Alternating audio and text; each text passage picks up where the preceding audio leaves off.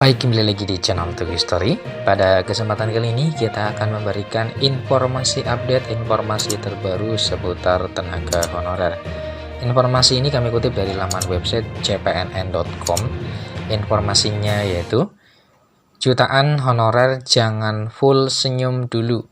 Seleksi P3K 2024 tetap mencemaskan. Simak informasinya baik-baik ya. cpnn.com Jakarta. Pemerintah sudah mengumumkan akan membuka seleksi CPNS 2024 dan P3K 2024 dengan total formasi mencapai 2.322.543. Khusus seleksi P3K 2024 tersedia 1.605.694 formasi yang merupakan gabungan jatah formasi P3K instansi pusat dan daerah. Menteri Pan-RB Abdullah Azwar Anas telah memastikan formasi P3K 2024 sebanyak 1,6 juta itu 100% untuk pelamar dari honorer. Kabar tersebut sudah pasti memberikan harapan bagi jutaan honorer untuk berubah status menjadi ASN pada 2024. Terlebih, seleksi P3K 2024 akan digelar 2 kali. Adapun seleksi CPNS 2024 digelar 3 kali. Begitupun guru honorer dan tenaga kependidikan. Hal ini karena proyeksi pemenuhan formasi P3K guru tahun 2024 yang lumayan banyak, yakni sebanyak 419.141. Adapun kebutuhan pemenuhan tendik sebanyak 82.717 pada seleksi P3K 2024. Khusus jumlah formasi tendik pada seleksi P3K 2024, Ketua Forum Honorer Non-Kategori 2 Indonesia FHNK2I, Tendik Sutrisno menilai jumlah kuota tendik yang diusulkan sebanyak 82.717 formasi itu masih kurang dan tidak bisa mengakomodasi honorer tendik. Ini masih jauh dari jumlah honorer tendik di lapangan, kata Sutrisno kepada cpnn.com Selasa 9 Januari 2024. Trisno mengatakan FHNK2I Tendik mengusulkan kuota tendik sebesar 25% dari formasi P3K teknis 2024 yang sebanyak 547.416. Menurut perhitungannya dengan kuota 25% maka bisa mengakomodasi honorer tendik K2 maupun non K2. Pada beberapa kesempatan sebelumnya, Dirjen GTK Kemendikbudristek Prof. Nunuk Suryani juga optimistis bahwa sisa guru P1 akan dituntaskan pada seleksi P3K 2024. Namun, janji pemerintah untuk menuntaskan sisa guru P1 sebanyak 14.532 pada seleksi P3K 2024 juga masih perlu dibandingkan dengan fakta di lapangan. Jumlah formasi P3K 2024 tergantung kemampuan Pemda. Memang jumlah formasi P3K 2024 cukup banyak, namun tetap mencemaskan, bukan saja karena belum bisa mengakomodir seluruh honorer, seperti dikatakan Sutrisno terkait nasib honorer tendik, namun juga berkaitan dengan jumlah formasi yang diusulkan Pemda.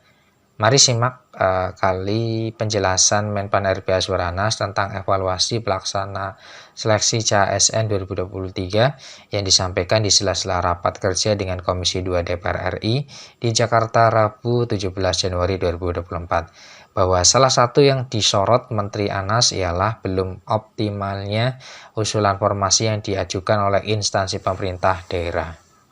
Bahkan banyak tenaga non-ASN atau honorer yang mengajukan komplain kepada Kementerian Pan-RB terkait sedikitnya formasi yang dibuka pada seleksi CPNS dan P3K 2023. Dari usulan yang disampaikan pemerintah daerah, formasi CPNS yang tidak terisi sebanyak 27,55%. Sedangkan untuk formasi P3K sekitar 23% yang tidak terisi, ungkap Menteri Anas dikutip dari keterangan resmi Humas Kemenpan RB.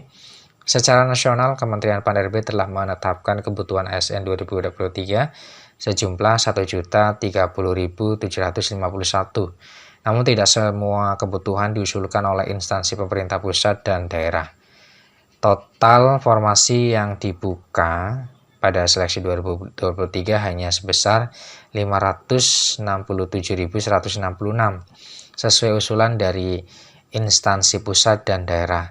Sehingga secara umum 133.564 formasi yang dibuka tahun 2023 belum terisi atau sekitar 23% dari total formasi yang dibuka, ungkap Menteri Anas.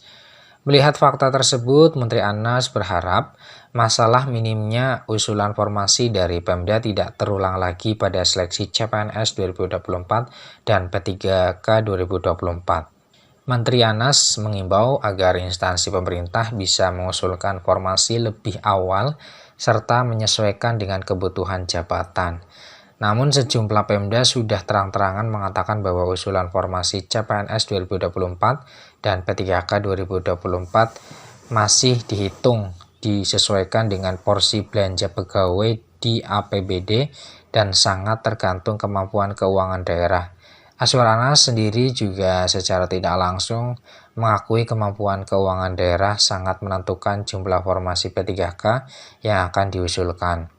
Mari simak lagi penjelasan Menteri Anas. Dikatakan bahwa penataan tenaga non-ASN yang terdaftar dalam database PKN diselesaikan dengan mengikuti seleksi CASN 2024 untuk menggambarkan kualitas dan kemampuan kompetensi masing-masing yang penilaiannya dilakukan melalui pemeringkatan terbaik secara berurutan.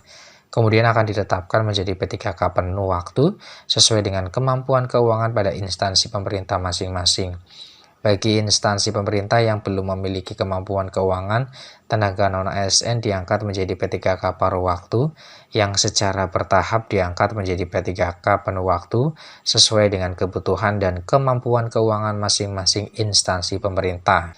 Ditekankan lagi bahwa penyelesaian masalah honorer dilakukan dengan prinsip tidak terjadi pengurangan penghasilan, tidak terjadi PHK massal, dan tidak terjadi penambahan beban anggaran. Dengan demikian, kemampuan keuangan daerah juga sangat menentukan beberapa banyak honorer yang bakal diangkat jadi P3K penuh waktu dan beberapa yang hanya kebagian tiket P3K part-time. Bahwa honorer jadi P3K part-time jika instansi belum memiliki kemampuan keuangan sehingga belum membuka formasi P3K penuh waktu. Bahwa honorer yang melamar tetapi tidak memenuhi lowongan formasi diangkat menjadi P3K paruh waktu atau part-time. Dengan demikian, bagi Pemda dengan kemampuan fiskal kuat maka bisa mengusulkan lebih banyak formasi P3K penuh waktu yang bisa mengakomodasi honorer dalam jumlah besar. Sebaliknya, jika Pemda lemah secara fiskal, maka hanya sedikit mengusulkan formasi, sehingga banyak honorer yang tidak terserap dan hanya mendapat jatah P3K part-time. Seleksi P3K 2024 masih mencemaskan. Seperti tahun-tahun sebelumnya, seleksi P3K 2024 juga dibayangi kecemasan masalah usulan formasi dari Pemda. Masalah ini terungkap saat Komisi 10 DPR RI menerima aspirasi Forum Guru Honorer Negeri Lulus Passing Grade seluruh Indonesia di Senayan, Rabu 17 Januari 2024. Wakil Ketua Komisi 10 DPR RI, Dede Yusuf, mengakui formasi P3K 2024 memang besar dan menjadi peluang bagi guru honorer dan tendik jadi ASN tahun ini. Namun anggota fraksi Partai Demokrat itu tetap mencemaskan soal jumlah formasi yang nantinya diusulkan Pemda. Dia mendorong para honorer untuk meyakinkan Pemda masing-masing agar mengusulkan formasi secara maksimal sesuai kebutuhan. Peluang untuk masuk jadi P3K ada tinggal meyakinkan pemerintah daerah, kata Dede Yusuf. Dia juga menginginkan Kemendikbudristek agar terus mendorong Pemda agar mau membuka rekrutmen P3K Guru 2024 sesuai kebutuhan. Demikian informasi yang bisa kami share. Tetap semangat ya, optimis, mudah-mudahan seluruh honorer atau calon ASN untuk tahun 2024 ini bisa mengikuti seleksi dan dinyatakan lulus menjadi bagian dari aparatur negeri atau pegawai pemerintah. Demikian informasi yang bisa kami share. Tetap dukung terus channel TB Story, caranya dengan like, share, subscribe, dan klik notifikasi loncengnya agar tidak tertinggal informasi-informasi terbaru. Terima kasih atas perhatiannya. See you next time. Assalamualaikum warahmatullahi wabarakatuh.